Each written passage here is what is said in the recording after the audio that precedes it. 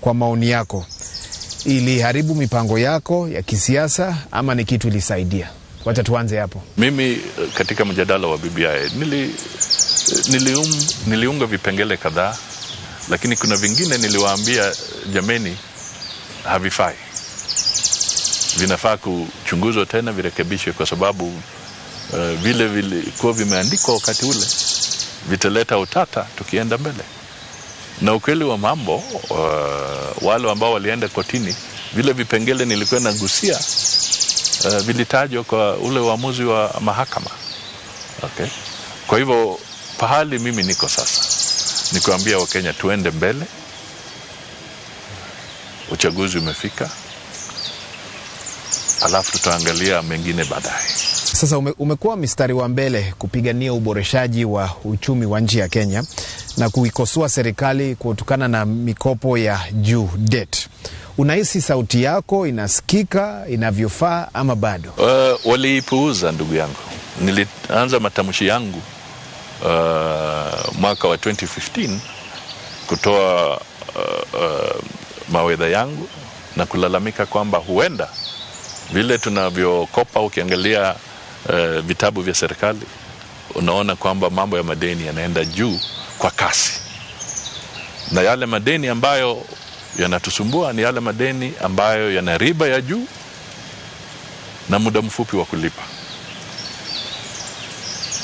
Tukiona kwa vitabu vya serikali sasa kuna mikopo ambayo ina riba kama ya 7% na wakati wa kulipa ni miaka karibu 15 ama 20. Huo ni mkopo ambao utaleta shida, na tumeanza kuona matatizo kwa sababu yanachangia ushuru kwenda juu na kadhalika. Na hii hali ngumu ya Wakenya ambayo iko sasa. Kwa hivyo kile tu ningependa kusema ni kwamba tukienda mbele tuwe waaminifu kwa Wakenya, tuwe waaminifu kwa taifa letu, ili tukiwa na mipangilio ya kukopa tuwe na wale wataalamu ambao watatueleza kinaganaga kwamba mkopo kama huu ama aina huu utaleta shida baadaye. Tuepukane nao na tutafute mikopo tofauti. Ni mambo kama haya ndio mimi ningependa tuzungumze, na ndio kwa sababu nasema ndugu, tukienda mbele Wakenya ambao ni werevu. Unajua taabu ya wanasiasa labda mimi nikiwemo kila mara tunafikiri kwamba tunaweza wachezea Wakenya karata, tunaweza kuwahadaa na watatupigia tu kura. Lakini vile mimi nimeona mambo yamebadilika. Huyu mpigaji kura wa sasa, mpigaji kura wa 2022 sio mpigaji kura wa 2013, sio mpigaji kura wa 2008. Kuna mpigaji kura mpya ambaye amesema tusidanganyane, na atasema wakati wa kupiga kura tusidanganyane. Wacha tuendelee kuongea kisiasa kidogo. Na wewe ni mmoja wa vigogo wakuu wa muungano wa OKA, lakini muungano huu umekoselewa kwa kukosa ushawishi mkubwa wa kisiasa, kwa mfano kuelekea uchaguzi ujao. Unahakika kwamba OKA na wewe mwenyewe utafika debeni ama utajiunga na wale wanatajwa kama farasi wawili? Mimi nataka nikwambie OKA ina wanasiasa maarufu,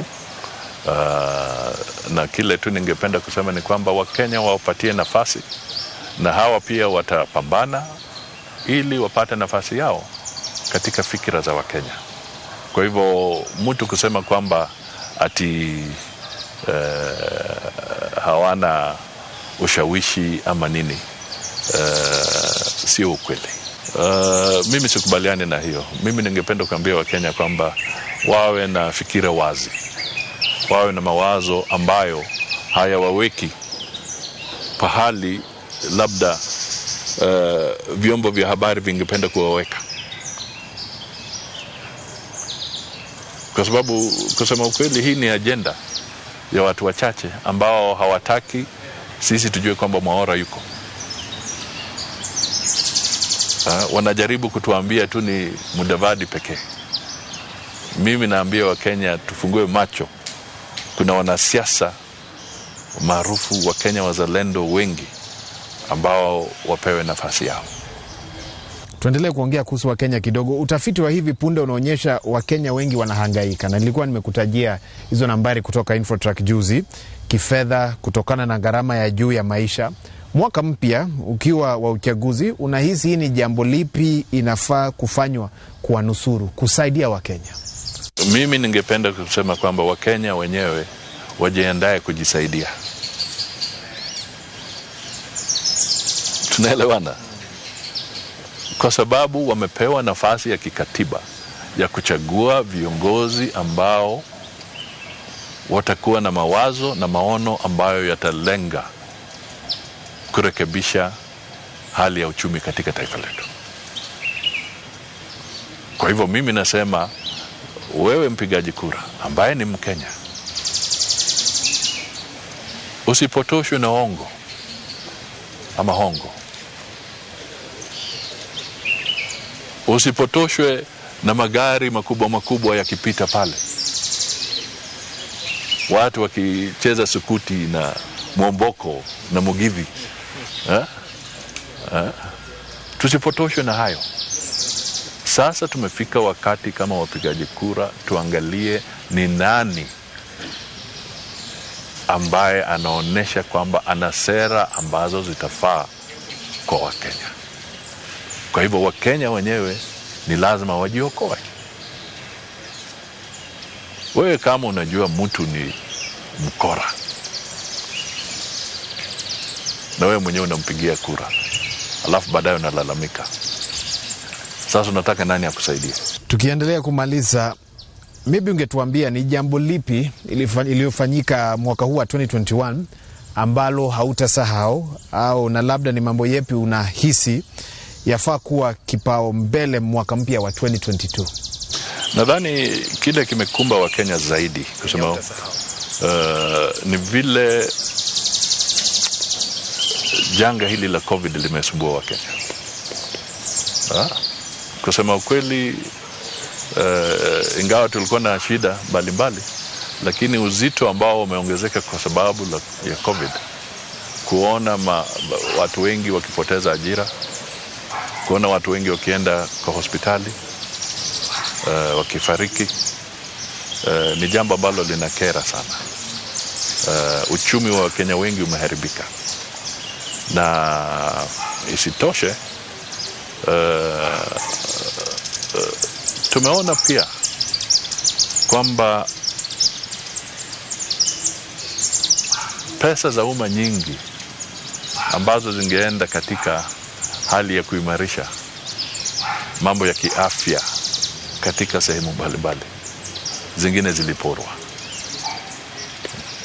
Haya ni mambo ya kuhuzunisha na kuleta. Hawajajua ni nani alipora mpaka leo wanangoja kusikia. Si ndio yale nilikuwa nikisema kwamba Wakenya wamekasirika, wanangoja kwamba waone watu wapelekwe mahakamani wajibu kule. Kwa hivyo kuna uchovu mwingi bwana. Kuna uchovu mwingi. Juzi nilikuwa nikisema kwamba watu wanasema kwamba siasa ni marathon. Lakini mimi nikasema kuna huyu mpigaji kura, huyu mpya huyu. Ule ambaye nimetaja hapa awali. Huyu anataka aone tukienda kwa kasi. Anataka aone tukienda kwa kasi, tupigane na ufisadi, aanze kuona dalili sawa sawa kwamba tunarekebisha uchumi. Ona Musalia, unatumia methali zingine kali sana. Lakini mimi nazungumza na Wakenya na sauti yangu hii, bila mimi ninavyosema, mimi nakwambia wengi kule mashinani. Ya mwisho, so unaambia Wakenya jina lako itakuwa kwa debe 2022. Liwe liwalo. Mimi nakwambia, naomba tu kitu kimoja. Wakenya wanipatie hiyo kura yao ili niwe mtumishi wao kama rais wa Jamhuri ya Kenya.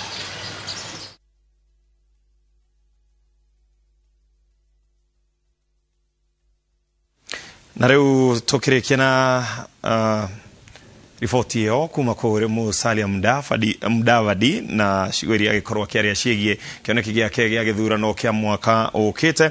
Ngwenda twambe tũhũmũkĩre hau no nĩguo gũtiga ũkĩrora kũrĩa mwena wa Bukungu nĩgetha tũkĩone nakuo kũrathiĩ atĩa. Niĩ njĩtagwo Ken wakora tũcemani mũtambũrũko-inĩ witũ wa thaa ĩmwe na thaa ithatũ.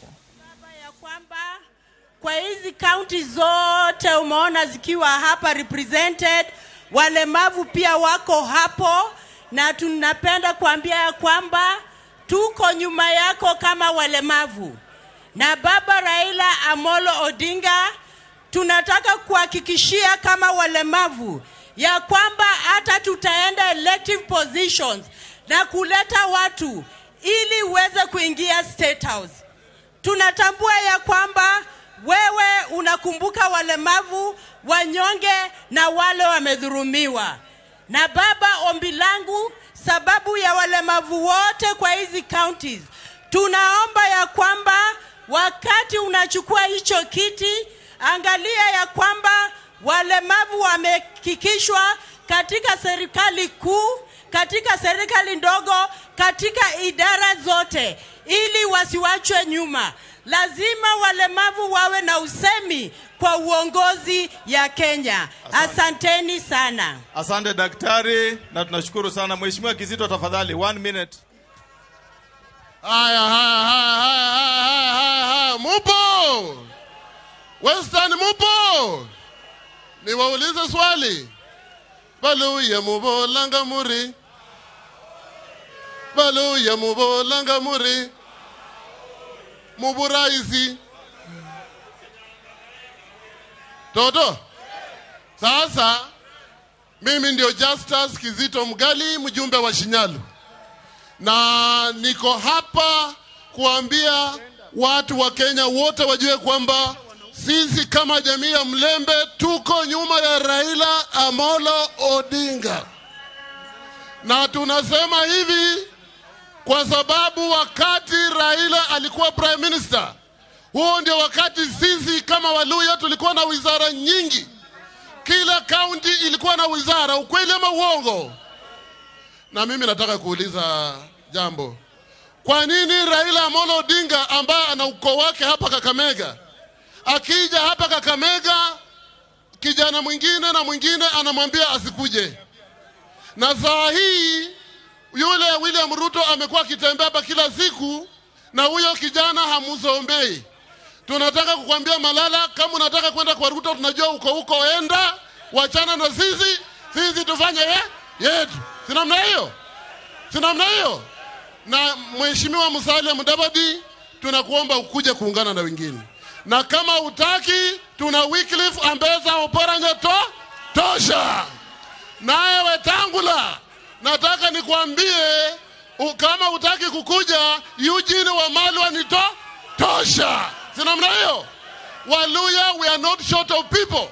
Raila Amolo Odinga, chukua vijana wetu hawa, tembea nao, wao wako pale. Tuna watu wengi wa kutosha wa kuweza kunyoroshana na watu. Sinamna hiyo. Chikatika hiyo. Wami bulizanga, wami bulizanga, wimika ambakokonya nebozi. Raila alisanga nubwami, Raila alisanga nubwami ambakokonya nebozi. Aya, asante sana. Your Excellency, with your permission, umesikia wazee peke yake kutoka mkoa huu wakiongea, lakini tuko na wamama pia kwa hii mkoa. Naomba kabla Mama Charity anifukuze kwa stage, niombe wamama wakuje sauti yao isikie. Mama Signal, na nitaomba 2 ladies kutoka hapa wako hapa pia wasalamia, alafu tufunge kipindi chetu.